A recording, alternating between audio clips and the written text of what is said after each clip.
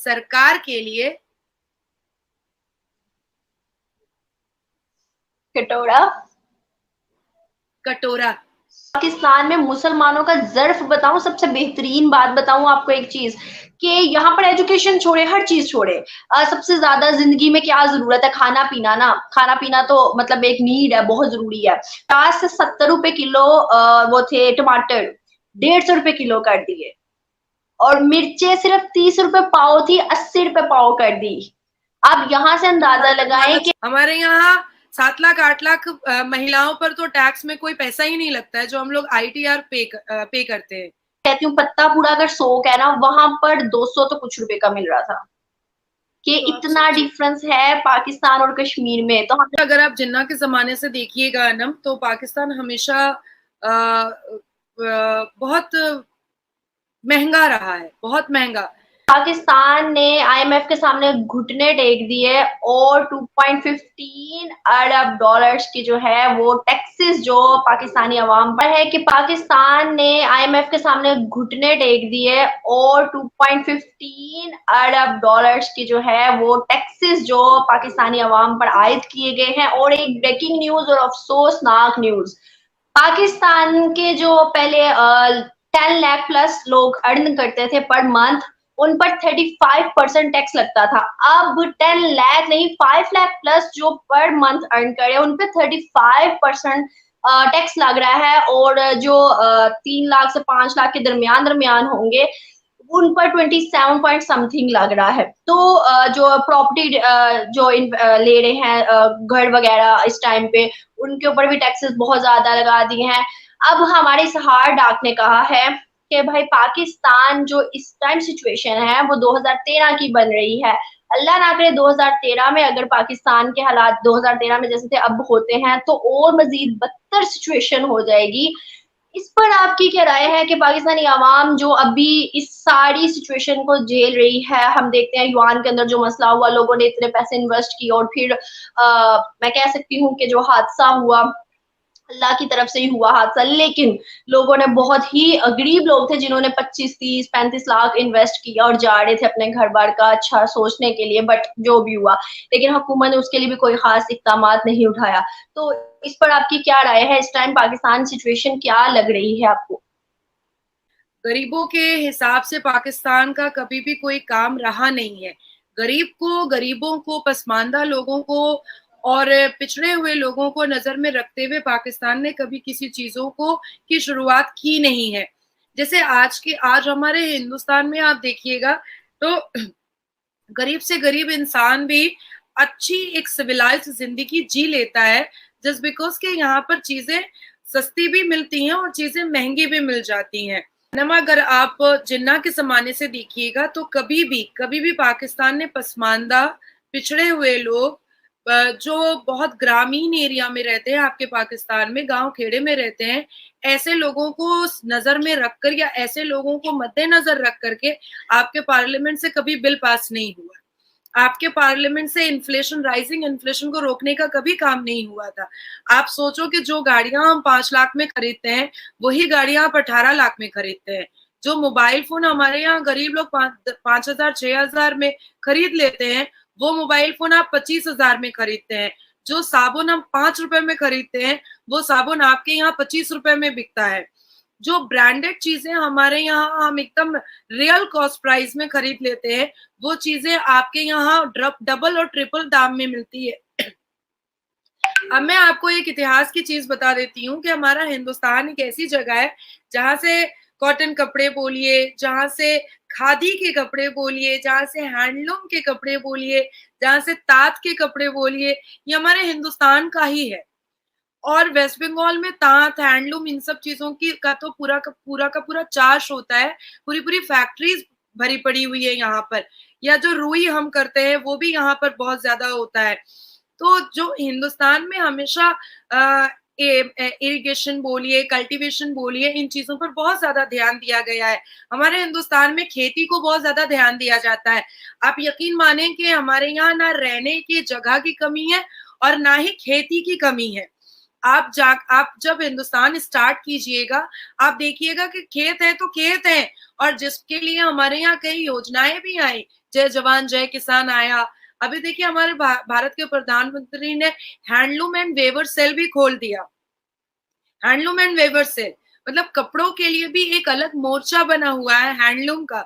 Handloom को promote करने के लिए, हैंडलूम में अगर कोई व्यक्ति है या कोई उसमें बिजनेस करना चाहता है, तो वो उसको प्रधानमंत्री की योजनाओं से काफी सहूलत मिल सकती है, इनिशियल अमाउंट मिल सकता है, ताकि वो उसको स्टार्ट कर सकता है। तो कम से कम मतलब आप हमारे हिंदुस्तान में अगर किसी के पॉकेट में 10,000 रुपए भी है, तो वो अपना कारोबार स्टार्ट कर सकता है। करने वाले 10 करोड़ में भी कर रहे हैं, मिलियन में भी कर रहे हैं, ये हमारे देश में ही है। टाटा है, अंबानी है, ऐसे लोग हमारे देश के ही हैं। तो आपके पाकिस्तान ने कभी भी जनता के बारे में सोचा नहीं है।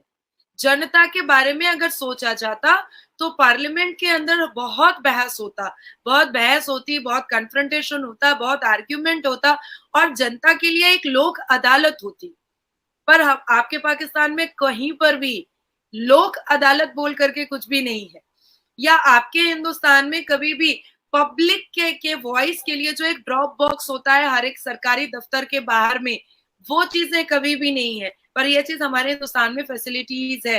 तो जो छोटी से छोटी चीजें बोलिए या बड़ी से बड़ी चीजें बोलिए, आपके यहाँ देखिए कोविड का इंजेक्शन अभी तक नहीं बना। आपके पाकिस्तान में मोबाइल की फैक्ट्रीज है ही नहीं। आपके पाकिस्तान में बहुत बेहतरीन डॉक्टर्स हैं ही नहीं। आपके पाकिस्तान में कोई बहुत बेहतरीन मेडिकल हॉस्पिटल्स है ही नहीं। आपके पाकिस्तान में फार्मास्यूटिकल्स या मेडिसिन के लिए बड़ी बड़ी जो फैक्ट्रीज होती हैं वो है ही नहीं। तो जो कॉफ सिरप हम यहाँ पर 50 रुपए में खरीद रहे होते हैं, वही सेम कॉफ सिरप आप अपने पाकिस्तान में वहां पर 200-250 रुपए में या 222 रुपए में शायद खरीद रहे होते हैं, जितना मेरा इंफॉर्मेशन है। तो आप सोचो कि मैं 50 में खरीद रही हूँ, आप 222 में खरीद रहे हैं एमआरपी। तो ये सब बहुत बड़ी चीजें हैं, ये सब सोचने की बहुत बड़ी बातें हैं। आपको आप कट करी हूँ यहाँ पर, आपको एक और चीज बताऊं। आपने कहा है कि इंडिया में लाइक 50 की चीजें तो हम 250 में खरीद रहे हैं। तो मैं आपको एक चीज बताती चलूं कि पाकिस्तान में मेरा मतलब एक आप समझ ले कि एक्सपीरियंस हुआ था। हम लोग कश्मीर गए थे, तो तबीयत खराब हुई, मैदा स्टमक में थोड़ा सा मसला और था खाने की वजह से। तो वो वहां से ना हम लोगों ने कहा कि ये दे दे। तकरीबन पाकिस्तान में मैं कहती हूँ पत्ता पूरा अगर 100 का है ना, वहां पर 200 तो कुछ रुपए का मिल रहा था। कि इतना डिफरेंस है पाकिस्तान और कश्मीर में। तो हम लोगों ने कहा कि ये क्या है। तो आगे से उन्होंने कहा कि भाई जब आते हैं ना तो टैक्सेस वगैरह यहाँ पे बहुत ज्यादा लग जाते हैं कश्मीर आते आते। देखिए हमारा हिंदुस्तान अभी तो मतलब विदेश लोग अंदाजा करें आप यहाँ से। अभी हमारे हिंदुस्तान के लिए तो विदेशों ने सोचना स्टार्ट किया है कि इन्होंने कहाँ से एप्स लाया, जो यूपीआई पेमेंट जो है, गूगल पे जो है, फोन टू फोन पे जो है, वो हमारे यहाँ फ्री में होता है। हमें कोई उसका एक्स्ट्रा अमाउंट नहीं देना पड़ता है। बिल्कुल। तो अब तो विदेशों ने सोचा है कि ये एप्स लाए कहाँ से हैं ये। तो हर एक छोटी से आलू बैंगन से लेकर के आप जितनी बड़ी से बड़ी चीजें, आप फैक्ट्रीज देखो, कोई भी चीज देखो, मील्स देखो, तो हर चीजें हमारे यहाँ बहुत सस्ती होती हैं। हर चीजें हमारे यहाँ गरीब जनता, अमीर जनता, हर एक को नजर में रख करके यहाँ पर बनाया जाता है। हर एक को नजर में रख करके, हर एक तबके के लोगों को सामने रख करके उस हिसाब से चीजें निकाली जाती हैं। तो ये सारी चीजें बहुत बहुत मायने वाली हैं।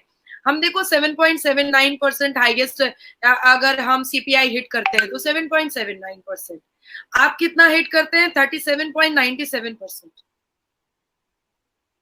हमारे यहाँ 7 लाख 8 लाख महिलाओं पर तो टैक्स में कोई पैसा ही नहीं लगता है, जो हम लोग आईटीआर पे करते हैं, इनकम टैक्स फाइल पे करते हैं।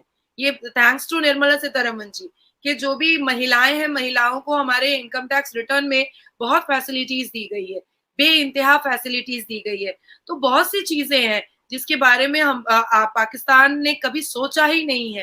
देखिए आपके पाकिस्तान में शरिया लॉ, इस्लामिक कंट्री करके कभी भी उन्होंने एडुकेशन पर बच्चों को या वहां के युवाओं को सबसे ज्यादा रुजू करने की कोशिश ही नहीं करवाई।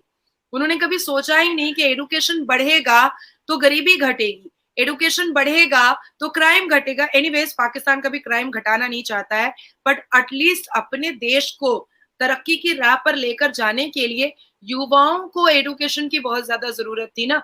आपको मैं एक बात बता देती हूँ कि मेरे हिंदुस्तान में मैंने जिस स्कूल में पढ़ाई की है, मैंने गवर्नमेंट स्कूल में, ऑर्फन स्कूल में पढ़ाई की है, उर्दू स्कूल में मैंने पढ़ाई की है। तो उस गवर्नमेंट स्कूल में मेरा साल का पैसा खर्च होता था जी। मेरा साल का पैसा जो खर्च होता था, मैं जो फीस पेमेंट करती थी पूरा ईयरली, वो 475 रुपए, 475 रुपए। और अच्छा। ये 400 जी, और ये 475 रुपए में मैं क्लास 10 तक पढ़ी हूँ, क्लास 10 तक, जहां हम लोगों को स्कूल में ब्रेड भी मिलता था,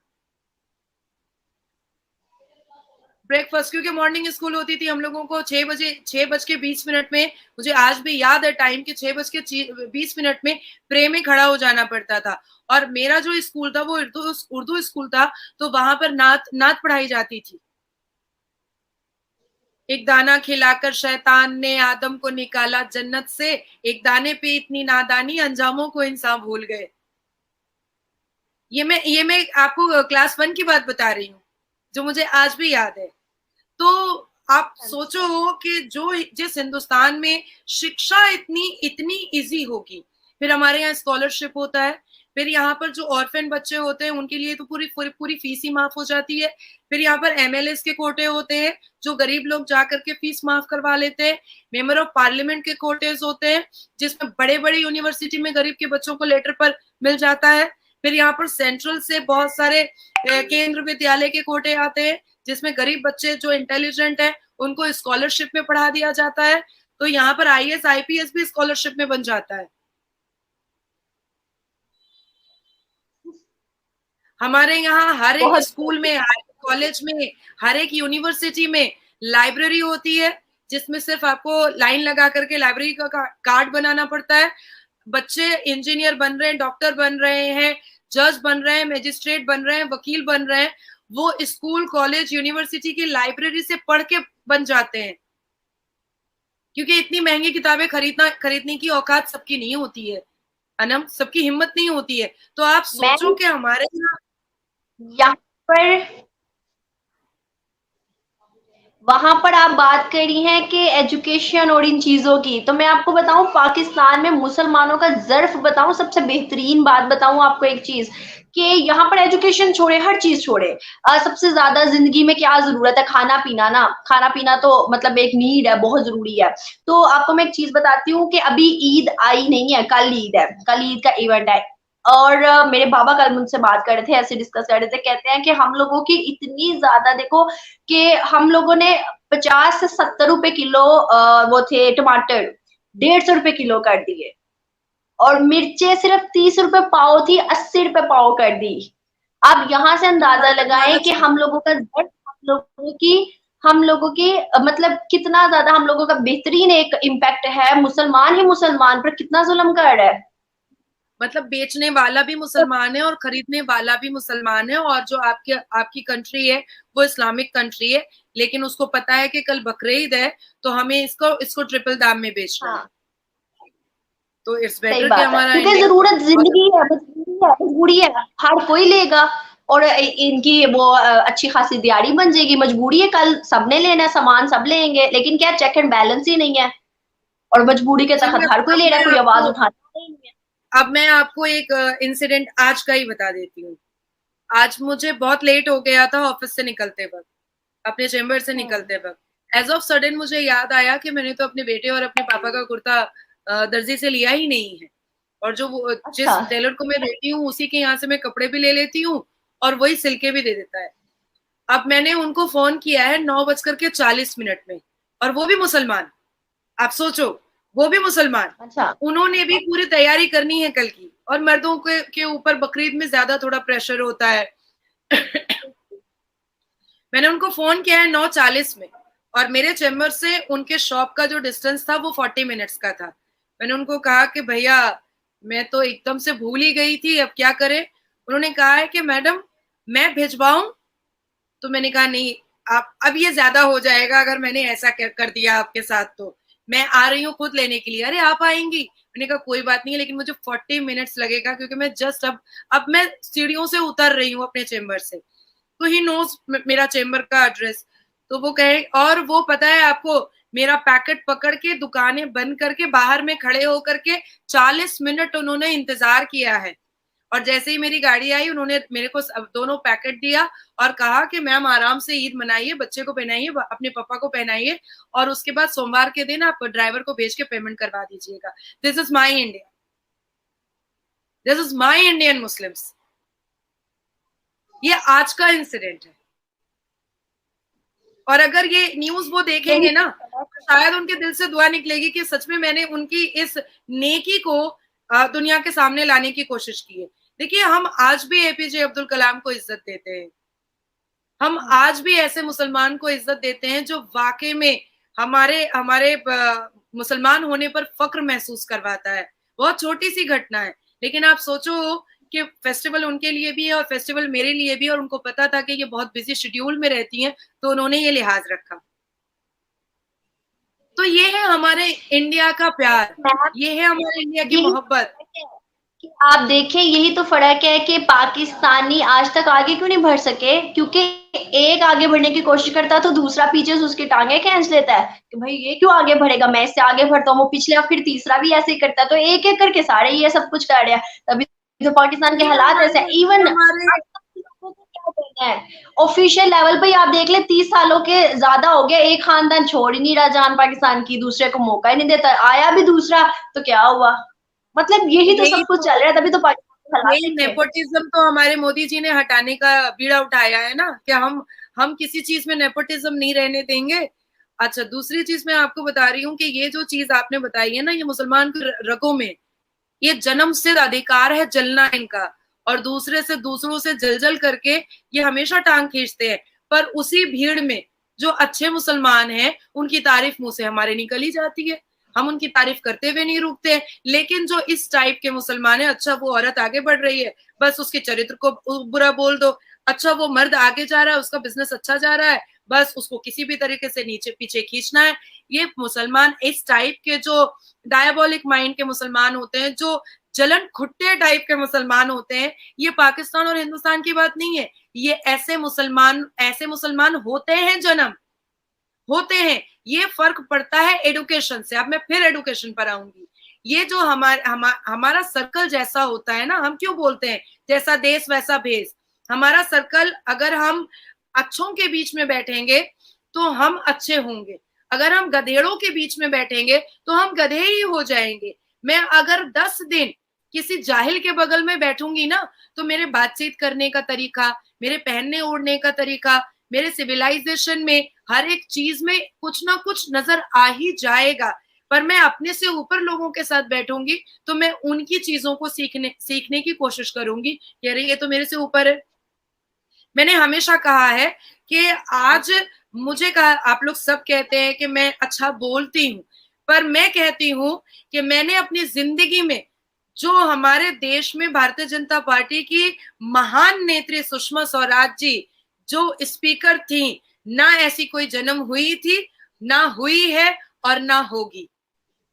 आज भी मैं सुषमा स्वराज जी की एक स्पीच हर रात सुनती हूँ, मुझे एक अंदर से सेटिस्फैक्शन मिलता है। वो जिस हिसाब से लोकसभा के अंदर अपनी स्पीच रखती थी ना, आप यकीन माने कि तब हमारे भारतीय जनता पार्टी की सरकार हुआ भी नहीं करती थी, पर अपोजिशन के लीडर्स, उस टाइम के प्राइम मिनिस्टर्स सब चुप हो जाया करते थे कि उनकी स्पीच हमने सुननी है। जो विरोधिता करते थे वो भी चुप हो जाते थे कि नहीं, इनकी तो स्पीच हमने सुननी है, क्योंकि वो बोलती, अच्छा उस स्पीच में तहजीब, तमीज, रिस्पेक्ट, एस्पेक्ट, हर एक चीजें होती थी। ऐसा नहीं है कि बस जैसे ही बोल देना है, जैसे आपके यहाँ पाकिस्तान में शाजिया मर्री, मुंह में लाइसेंस ही नहीं है, तमीज से कोई वास्ता ही नहीं है, कहने को इस्लामिक कंट्री की वो मंत्री है। पर आप अगर सुषमा स्वराज जी के क्या आप एक भी स्पीच सुनेंगी ना, आप उनकी फैन हो जाएंगी, आप लिटरली उनकी फैन हो जाएंगी, और आपको हर वक्त लगेगा कि एक और सुन लेते हैं, एक और सुन लेते हैं। मतलब इतना बैरिकेड्स वो रखती थी रिस्पेक्ट का, अगर वो अपोजिशन को भी हिट करती थी तो वो रिस्पेक्ट के दायरे में। तो उससे ये हमारे घर की अपब्रिंगिंग, एडुकेशन समझ में आता है। और शिक्षा एक ऐसी चीज है ना जो हर चीज, हर एक मसले को सॉल्व कर देती है। आपके पाकिस्तान ने कभी भी राइजिंग इन्फ्लेशन पर ध्यान ही नहीं दिया, क्योंकि उनको पता है ना कि हम भीख मांग मांग करके लेकर आएंगे, हम वहां जाकर के बंगला बनाएंगे, उस कंट्री में अपना अपना जायदाद बनाएंगे, उस कंट्री में जाकर के अपना अपना पूरा कारोबार सेट कर लेंगे, पाकिस्तान की जनता भीख मांगे, हमने क्या फर्क पड़ता है। पर ये हिंदुस्तान में नहीं है। हमारे भारत के प्रधानमंत्री हिंदुस्तान की जनता को अपना परिवार मानते हैं, तो परिवार को कौन भूखा रख सकता है। जिस दिन जनता परिवार बन जाता है तो परिवार को तो कोई भूखा नहीं रख पाता है ना। तो दिस इज द रीजन ना कि आज भी हमारे हिंदुस्तान में मात्र 40 रुपए में अच्छा थाली मिल जाता है, वेजिटेरियन अच्छा थाली मिल जाता है, सिर्फ 40 रुपए में पेट भर के लोग खाना खाते हैं। तो दिस इज माई इंडिया ना।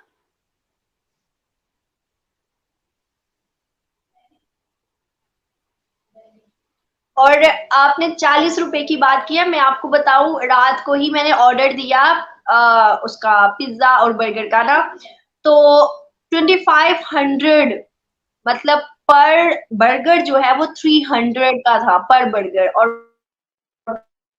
मैंने 5 बर्गर और एक मीडियम पिज्जा मंगवाया था, तो देन 2500 उसने 2550 रुपीज उसने बिल बनाया कि ये आपका बिल। मैं सबसे पहले तो ये कहना चाहूंगी अनम कि जो घमंड और जो तकब्बुर और अपने अवाम को पाकिस्तान ने धोखा दिया है, वो धोखे का कर्ज लगा है पाकिस्तान की सरकार को एक्चुअली में। देखिए, अवाम अपने मुंह से कुछ निकाले या ना निकाले, बेचारी मजबूर है, बेचारी जिस कश्मकश में जी रही है, बोले तो फायदा क्या है, ना बोले तो दिल में एक सफोकेशन भी महसूस होता है। मैं समझ सकती हूँ कि अवाम बोलना चाहती है, खुलकर बोलना चाहती है, पर जिस तरह का वहां पर अफरा तफरी का माहौल बनाया हुआ है, वो वहां की आवाम के मुंह को बंद कर देता है। पर कुछ लोग बहुत बेबाक बोलते हैं वहां के भी। तो आपके पाकिस्तान की सरकार के लिए अवाम नहीं, अवाम, मैं हर देश की अवाम से बहुत मोहब्बत करती हूँ और खास करके गरीब अवाम से। तो पाकिस्तान की सरकार के लिए कटोरा। कटोरा, और ये कोई मामूली कटोरा नहीं है।